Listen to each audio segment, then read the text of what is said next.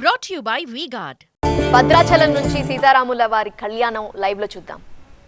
విశ్వక్సేన పూజ చేయడం జరిగింది. ఈ విశ్వక్సేనుల వారు ఎవరు అంటే రామచంద్రమూర్తికి సైన్యాధిపతి అని అంటారు. ఆ పేరులోనే ఉన్నది కదా విశ్వక్సేనుడు అని. అంతటా తన సైన్యం కలిగినటువంటి వాడికి విశ్వక్సేనుడు అని పేరు. ఆయన వైష్ణవ సంప్రదాయం ప్రకారం విఘ్నాధిపతి కూడా.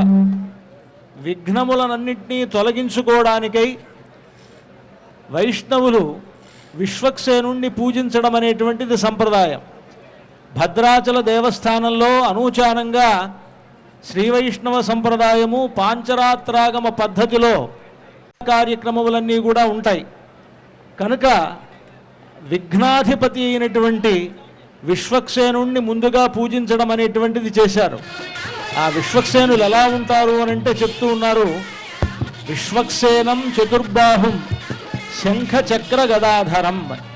ఆయన విష్ణువులాగానే 4 భుజాలు కలిగి ఉంటాడు. శంఖము చక్రము గద అనేటువంటిది ధరించి ఉండి తర్జనీ హస్తుడై ఉంటాడట. తర్జని అంటే ఇలాగా చూపుడు వేలు చూపిస్తూ ఉంటాడు.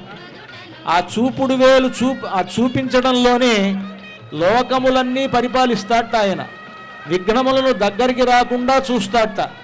అందుకనే ఆయన్ను తన విఘ్నాధిపతిగాను సైన్యాధిపతిగాను భగవంతుడు పెట్టుకున్నాడు.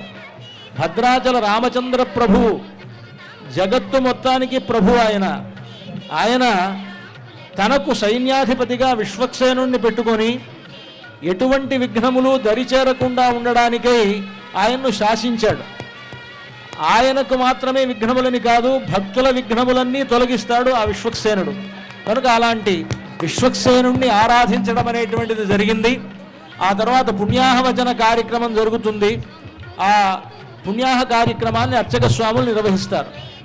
పునఃసంకల్ప్య ప్రాణాయామం కృత్వా ఓం ఓం ఓం కోటి బ్రహ్మాండ నాయకస్య ఆదిమధ్యాంతరహితస్య అగడితానేక దివ్యావతారస్య దేవదేవోత్తమస్య భద్రాచల సీతా లక్ష్మణ సమేత శ్రీరామచంద్ర స్వామినః తిరుకల్యాణ మహోత్సవాఖ్యే కర్మణి కళ్యాణ ద్రవ్య శుద్ధ్యర్థం స్థల శుద్ధ్యర్థం శాంత్యర్థం చ కర్మణః పుణ్యాహ వాచనం కరిష్యే.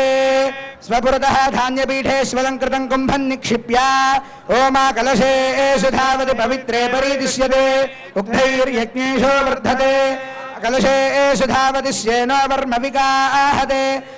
Brought to you by V-Guard.